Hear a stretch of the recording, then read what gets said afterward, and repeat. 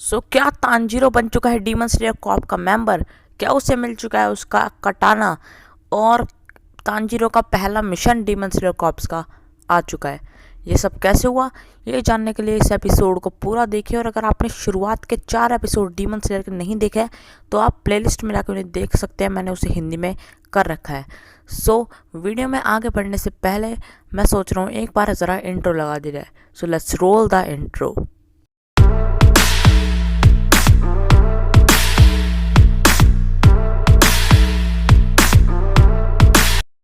Episode की starting में हमें एक डीमन दिखाया जाता है जो कि एक ह्यूमन का फ्लैश खा रहा होता है, पर उसको रोकने के लिए कौन आता है? जी हाँ, रुकोडाकी। और वो डीमन जहाँ भी जाता है रुकोडाकी उसको जिंदा कैप्चर कर लेता है और उसके पीछे पीछे पड़ा रहता है। तो आप सही सोच रहे हैं, ये वही डीमन है जिसकी नेक तांजीरो अभी जस्ट काट चुका है। उस डीमन को अपना पास्ट याद आ रहा होता है और वो कहता है जिस बंदे के स्टूडेंट्स को मैंने मार मार के खाया है और उसका कोई भी स्टूडेंट मुझे नहीं मार पाया, अब उसी के स्टूडेंट ने मुझे मार दिया। और जब वो डीमन मरते टाइम तांजीरो का फेस देखता है तो तांजीरो का फेस देख के उसे यूँ लगता है कि जैसे कि तांजीरो ने किसी किसी के फोर्स में आके या फिर अपने मन से उसे नहीं मारा है। तो आप शायद मेरी बात समझ रहे होंगे। जब वो डीमन जस्ट गायब होने वाला होता है और बोलता है, गॉड, ये जो डीमन है इसे अगले जन्म में प्लीज़ कोई डीमन मत बनाना, इसकी सोल इतनी बुरी नहीं है जितने बुरे इसने काम करे हैं। और ऐसा कहने के बाद हमें दिखाया जाता है कि वो डीमन अपने नए जन्म में आ चुका होता है और कुछ कुछ वैसे ही हमें लग रहा होता है कि ये अब एक ह्यूमन की लाइफ जीना शुरू कर चुका है। उसके बाद हमें दिखाए जाते हैं रुकोडाकी सैन के बाकी स्टूडेंट्स जिन्हें उस मॉन्स्टर ने या फिर डीमन ने खाया था, और वो सब तांजीरो को थैंक यू कर रहे होते हैं। और माकोमो आखिरी में कहती है, तांजीरो आखिरकार तुमने उसे मार दिया और हम अब फेयरवेल करते हैं तुम्हें। और उसके बाद तांजीरो लगातार अपने जो उसके सामने डीमंस आते हैं उन्हें लगातार मारता है, पर मारने से पहले वो हर डीमन से एक बात पूछता है कि मेरी बहन डीमन बन चुकी है, मैं उसे वापस इंसान में कैसे बनाऊं? और कोई भी उसे इसका जवाब नहीं देता। पर जब तांजीरो आगे जा रहा होता है उसे वही वाले फूल दिखते हैं जो उसे सिलेक्शन में आते वक्त दिखते हैं, और तांजीरो उन्हें देख के काफ़ी नॉस्टैल्जिक हो जाता है। फिर जब तांजीरो वहाँ पहुँचता है तो सिर्फ 4 बंदे होते हैं जिन्होंने वो टेस्ट पार करा है। और तांजीरो ये देखता है कि शायद जिस लड़के को मैंने बचाया था वो मर चुका है, और तांजीरो रिग्रेट कर रहा होता है कि मैं उसे अभी भी बचा नहीं पाया। पर वहाँ पे एक और बंदा होता है जो कह रहा होता है कि अभी तो मैं बच गया, पर मुझे पता है ये डीमंस मुझे मार देंगे, मैं किसी भी तरह से मरने वाला हूँ और इन डीमन के हाथों मेरी मौत होने वाली है। फिर वो जो 2 लेडीज़ जिनने रूल समझाए थे वो यहाँ आती है और उन्हें कॉन्ग्रेचुलेशंस करके लीक बताना शुरू करती है कि क्या क्या लीक है और क्या क्या जो है सोर्सेज है। पर एक बंदा होता है वो अपना कटाना मांग रहा होता है कि मुझे मेरा कटाना दो, पर वो जो लेडीज़ होती हैं वो कहती है कि तुम्हें अपनी स्टील चूज़ करनी पड़ेगी और उसी स्टील से तुम्हारा कटाना 15 दिन बाद बन के रेडी होएगा। पर वो जो बंदा ये सुनकर काफ़ी ज़्यादा सनकी होता है और गुस्सा करके उस लेडी पे अटैक कर ही रहा होता है। इतने में तांजीरो उसका हाथ पकड़ के बोलता है कि या तो अपना हाथ हटा लो वरना ये टूट जाएगा। वो बंदा बोलता है, क्या तू तोड़ेगा मेरा हाथ? और तांजीरो उसकी व्रिस्ट को काफ़ी टाइट से पकड़ता है जिससे उसके हाथ में दर्द हो जाता है। वहाँ पे वो लड़का कहता है, अरे तुम लड़ो मत। फिर उसके बाद जो हर डीमन स्लेयर होता है उसे एक क्रो दिया जाता है मैसेज पहुँचाने के लिए, सिर्फ जेनित्सु को छोड़ के। जी हाँ, ये पीले कपड़े वाला जेनित्सु है, इसे एक स्पैरो दी जाती है। फिर इन्हें स्टील दिखाई जाती है कि अपनी स्टील चूज़ कर लो जिससे तुम अपने जो है स्वॉर्ड्स बनाने के लिए यूज़ करोगे, और 15 दिन बाद तुम्हारे पास वो स्वॉर्ड्स आएगी। पर जो हमारे डीमन स्लेयर होते हैं उन्हें कोई भी आइडिया नहीं होता, यानी एक को भी आइडिया नहीं होता कि किस स्टील से वो बनवाएं। तब भी तांजीरो आगे बढ़ता है और एक स्टील को चूज़ कर लेता है। फिर हमें एक मिस्टीरियस मैन दिखाया जाता है जिसको एक क्रो आके मैसेज देता है, और वो मिस्टीरियस मैन कहता है कि अच्छी बात है कि मेरे बच्चों की संख्या बढ़ चुकी है, मुझे देखने में काफ़ी मज़ा आएगा कि ये किस टाइप के स्वॉर्ड्समैन बनेंगे और किस टाइप की इनकी स्वॉर्ड होएगी। उसके बाद क्या नाम, ये टेस्ट ख़त्म हो जाता है और तांजीरो कह रहा होता है, सॉरी नजुको, मैं अभी भी ये पता नहीं लगा पाया कि एक डीमन को ह्यूमन में कैसे बदलें। और इतना थकने की वजह से तांजीरो नाजुको के बारे में सोच रहा होता है और इसी वजह से वो रास्ते में ही गिर जाता है। और वो कह रहा होता है कि मेरी यूनिफॉर्म बहुत भारी है, क्या मैं घर तक पहुंच भी पाऊंगा? तब भी तांजीरो खड़ा होता है और अपने घर की तरफ चलना शुरू कर देता है। और आगे बढ़ते हुए वो बस ये कह रहा होता है कि अब मैंने ये टेस्ट पार कर लिया है, अब मुझे कोई नहीं रोक सकता तुम्हें ह्यूमन बनाने में।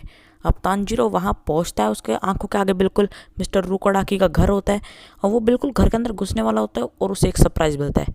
क्या आप गेस कर सकते हैं ये सरप्राइज़ क्या है? कमेंट में जाके बताओ, और अगर सही गेस करा तो सब्सक्राइब भी करना।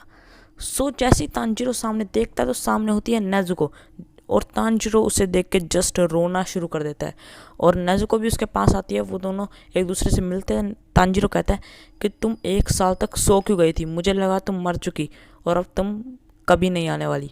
वहाँ पे मिस्टर रुकोडाकी भी खड़े होते हैं, जिनके हाथ में हमें एक वुड का कलेक्शन देखने को मिलता है और उनके हाथ से वो वुड भी गिर जाती है, क्योंकि उनका पहला बच्चा था तांजीरो गियू टोमियाका के बाद। हाँ, गियू वही है जो पहला एपिसोड में दिखाया था, अगर आपको नहीं पता तो जाके देख लो। तो गियू के बाद पहला बच्चा था तांजीरो, जो कि मतलब वापस आ गया था उस टेस्ट के बाद।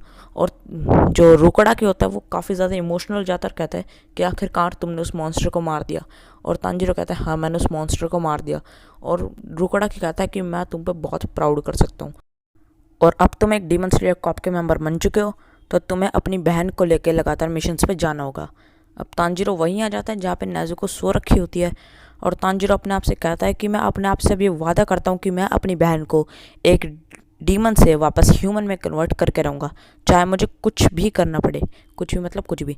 अब 15 दिन हो चुके होते हैं। एक बंदा आता है, तांजीरो कहता है कि आपका नाम क्या है? तो वो कहता है मेरा नाम है हैगी नेजुका, और मैं एक तांजीरो कमाडो नाम के बंदे के लिए एक कलर चेंजिंग कटाना लाया हूँ। तो तांजीरो कहता है कि हाँ मैं ही हूँ तांजीरो, आप अंदर आ सकते हैं। तो वो तांजीरो की एक बात भी नहीं सुनता और अपनी ही रागनी गाना शुरू कर देता है, मतलब कि अपनी स्वॉर्ड की लगातार बातें बताना शुरू कर देता है कि मेरी स्वॉर्ड ऐसी है, मेरी स्वॉर्ड वैसी है, ये कलर चेंज करती है, ये डीमंस का सफाया करती है। और तांजीरो से कहता है कि आप एक बार अंदर तो आओ, पर वो तब भी उसकी नहीं सुनता, और वो कहता है कि तुम्हारे लाल बाल हैं और तुम एक चार्मिंग बच्चे लगते हो, तो शायद ये एक बढ़िया सी रेड कलर चेंजिंग स्वॉर्ड हो सकती है। और अब वो कहता है कि चलो इसे खोलो, और वो कहता है कि मैंने तुम्हारे मास्टर मिस्टर रुकोडाकी को भी मैंने स्वॉर्ड दी थी। सॉरी, मैंने इसका गलत नाम लिया। सो अब वो कहता है कि इसे निचरी स्वॉर्ड्स कहते हैं, जिन्हें कलर चेंजिंग स्वॉर्ड तुम लोग जानते हो। सो अब इससे करो, और अगर ये गलत चेंज हुई तो तुम बहुत पिटने वाले हो। सो अब आप लोग एक क्लिप देखिए ताकि आप लोग खुद इसे इंजॉय कर पाएँ। और हाँ यार, अगर इतनी वीडियो देख ले तो सब्सक्राइब भी कर ही दो।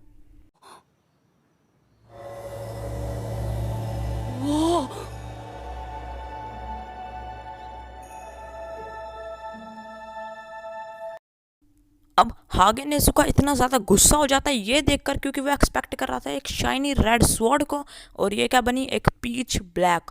और भाई साहब वो तांजीरो को पीटना शुरू कर देता है, और तांजीरो उससे भीख मांग रहा होता है कि इसमें मेरी गलती है, मुझे छोड़ तो दो। और वो उसे कहता है कि मैं एक्सपेक्ट कर रहा था रेड, और तुमने क्या बनाया इसे, एक ब्लैक स्वॉर्ड।